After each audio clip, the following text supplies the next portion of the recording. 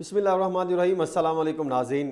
और फिर आखिरकार वो तहलका खेज सर्वे सामने आने लग गए और तमाम तर कोशिशों के बावजूद इस वक्त जो नवाज शरीफ साहब पाकिस्तान आ रहे हैं, उनका जो बयानिया बनाया जा रहा है, मरीम नवाज शरीफ की जो तकारीरें हैं, शहबाज शरीफ साहब का जो 16 महीने का इक़्तिदार रहा और फिर जरदारी साहब और दीगर को अवाम ने अब कबूल करने से जो है वो इनकार करती दिखाई दे रही है। और इमरान खान की मकबूलियत का जो भूत है वो अवाम के सर पर चढ़कर नाचता दिखाई दे रहा है और जो उनकी मकबूलियत है वो उरूज पर दिखाई दे रही है। ये मैं नहीं कह रहा, ये एक सर्वे जो है वो सामने आया है गैलप का और जो अखबारात में भी शाये हो चुका है। इमरान खान की मकबूलियत ने मुझे लगता है कि शरीफ ख़ानदान की ख़ास तौर पे उनकी नींदें उड़ा कर रख दी हैं और पीडीएम तो बहुत परेशान दिखाई दे रही है। मेरी कई पीडीएम के रहनुमाओं से और ख़ास तौर पे मुस्लिम लीग नून के सीनियर रहनुमाओं से उनकी क़यादत से बातचीत हुई तो वो कह रही है कि हमारे लिए बेशुमार चैलेंजेस हैं और सबसे बड़ी चैलेंज जो है वो इमरान खान की मकबूलियत को ख़त्म करना है कि उसको हम कैसे कम कर सकते हैं। इमरान खान जेल में होने के बावजूद ऐसी मकबूलियत है कि तमाम सियासी जमातें जो हैं वो परेशान दिखाई दे रही हैं और सब ने सर जोड़ लिए हैं और कि हमने इसका कैसे मुकाबला करना है। आज जो सर्वे सामने आया है, यानी गैलप के जुलाई में कराए गए सर्वे के मुताबिक, जो सर्वे गैलप पाकिस्तान ने एक सियासी तंजीम के लिए कराया था, इन नताइज का तजिया अगर करना चाहिए किया जाए तो यूँ लगता है कि सियासतदानों ने लोगों पर, जो सियासतदानों का भरोसा था, लोगों ने उनसे भरोसा ख़त्म करते दिखाई दे रहे। लोगों का यानी उन पर इत्मीनान अब ख़त्म होता दिखाई दे रहा है। अब अगर देखा जाए तो सिर्फ 39% सियासतदानों पर भरोसा है आवाम का और यानी 61% अवाम सियासतदानों पर भरोसा रखती ही नहीं है और अगर रखती भी है तो सबसे ज़्यादा पाकिस्तान तहरीक इंसाफ के जो सरबराह हैं, जो चेयरमैन हैं पीटीआई इमरान खान, उन पर रखती है, यानी 60% है। और फिर सर्वे बताता है कि पार्लियामेंट पर 47% भरोसा है, यानी कि 53% अवाम पार्लियामेंट पर एतमाद ही नहीं रखती। कितने अफसोस की बात है कि अवाम अब सियासतदानों को नज़रअंदाज करती चली जा रही है और यही चीज़ है जिसके लिए हम कहते थे कि अवाम अपने सियासतदानों को समझे कि इन पर भरोसा एतमाद करना चाहिए या नहीं करना चाहिए।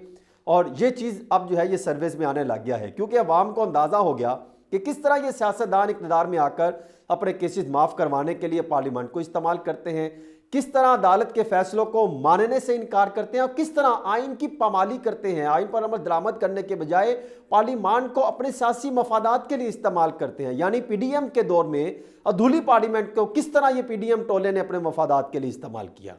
अब जो है अवाम के लिए कौन से इन्होंने मसाइल हल किए, जो है किस चीज़ पर बात की, अशराफिया से टैक्सेस लेने के बजाय उनको सहूलियात देने पर किस तरह जो है वो तरजीहात में शामिल रखा।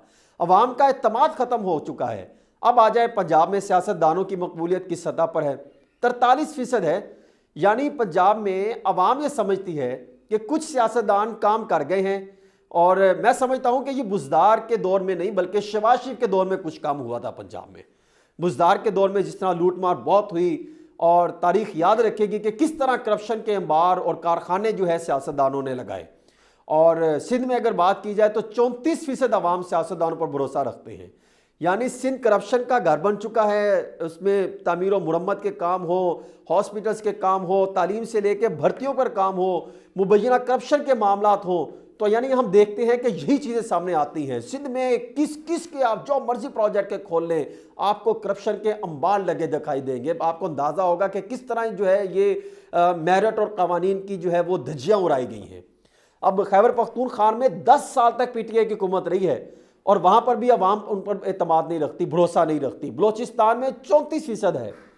अब आ जाए बड़े बड़े सियासतदान जिनको अवाम ने उनको क्या रेटिंग दी है। सियासतदानों में देखें तो इमरान खान की मकबूलियत जो है वो 60% पर स्टैंड करती है, ये सबसे ज़्यादा है। और फिर दूसरे नंबर पर तहरीक लब्बैक पाकिस्तान के जो सरबराह हैं साद रिजवी साहब और परवेज़ लाई का नाम आता है और दोनों की मकबूलियत 38% है। फिर शाह महमूद कुरैशी और फिर 5वें नंबर पर जाके नवाज शरीफ है 36%।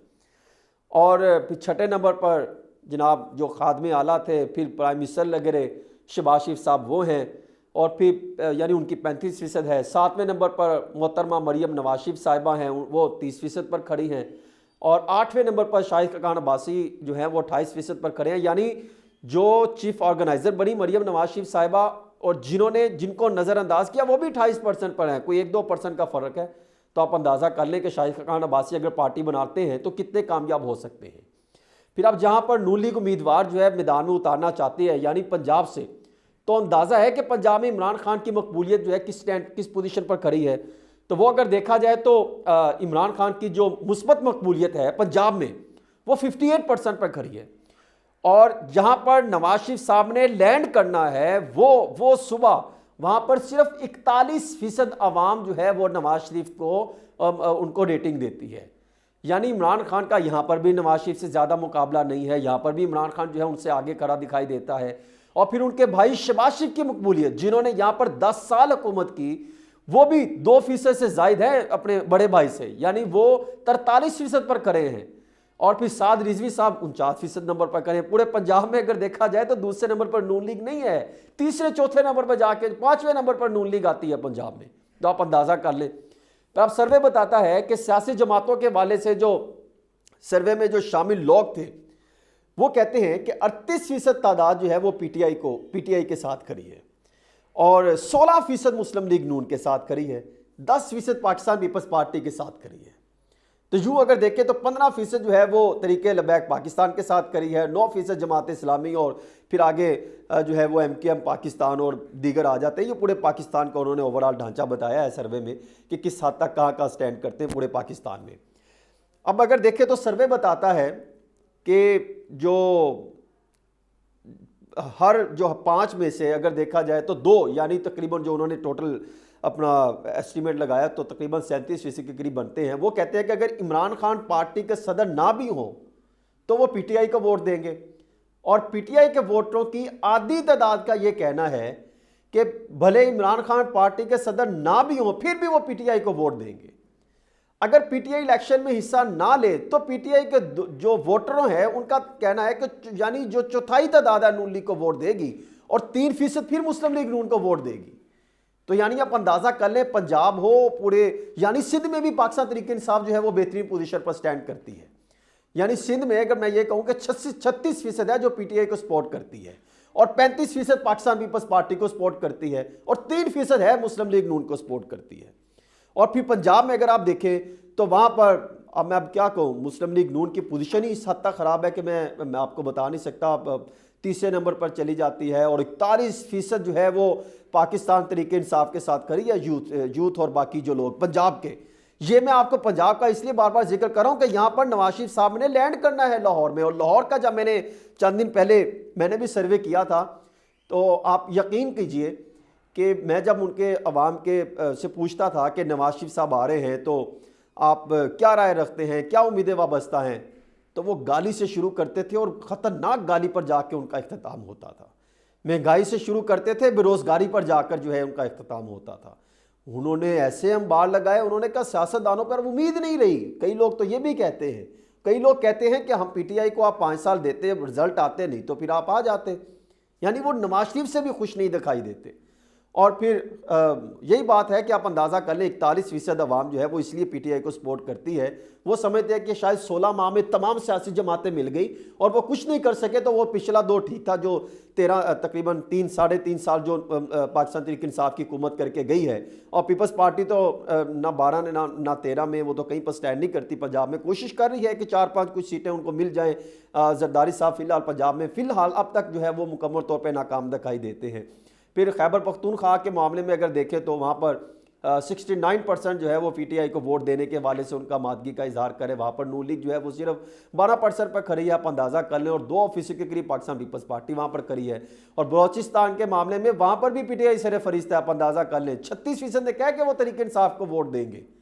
तो यूँ अगर आप देखें तो हर जगह पर तो पाकिस्तान तरीके इंसाफ आगे निकलती दिखाई दे रही है। जो ज़मीनी हक़ाइक़ हैं अवाम अभी तक शरीफ ख़ानदान को तस्लीम नहीं कर रही और वो समझती है कि जिन पर मुल्क को लूटने का इल्ज़ाम है, मनी लॉन्ड्रिंग के इल्ज़ाम थे, जिन पर जो है वो मुख्तलिफ कारोबार में इस तरह के बढ़ाने के इल्ज़ाम थे कि उस वक्त जब वो इक़्तिदार में रहे पहले इन मामलात की वजाहत की जाए। ऐसे नहीं हो सकता कि केसेस बने हों और आप इक़्तिदार में आएँ और तमाम के तमाम से जो है कानून साजी करें या फिर ऐसे ऑफिसर्स तैनात कर दें जिससे आपके तमाम किसी से जान छूट जाए, लेकिन अवाम के ज़हनों के में से कैसे निकलेंगे, ये बहुत बड़ा सवाल है। फिर जो है दूसरा, अवाम पीडीआई को अब तस्लीम क्यों नहीं कर रही, क्योंकि उनकी बड़ी वजह यह है कि 16 माह की कारकर्दगी इससे भी अवाम ने यकसर मुस्तरद कर दिया है। वो समझते हैं कि आपने 16 माह जो है वो क्या किया, महंगाई बेरोजगारी उसे दूर करने के बजाय आपने इसको रूज पर पहुंचा दिया। आप यही नारा लेकर आए थे, कहां पर ख़त्म हो गए। अब इतने बड़े चैलेंजेस हैं और अब देखते हैं कि नवाज शरीफ साहब पाकिस्तान जब 21 अक्टूबर को आने का उनकी जानिब से ऐलान किया गया है, वो आते हैं तो क्या इक़दाम होते हैं। लेकिन मैं खबर आपको देता जाऊँ कि तोशा खाना के केसेस जो हैं वो खुलने जा रहे हैं, जरदारी साहब के भी और मियां मोहम्मद नवाज शरीफ साहब के भी।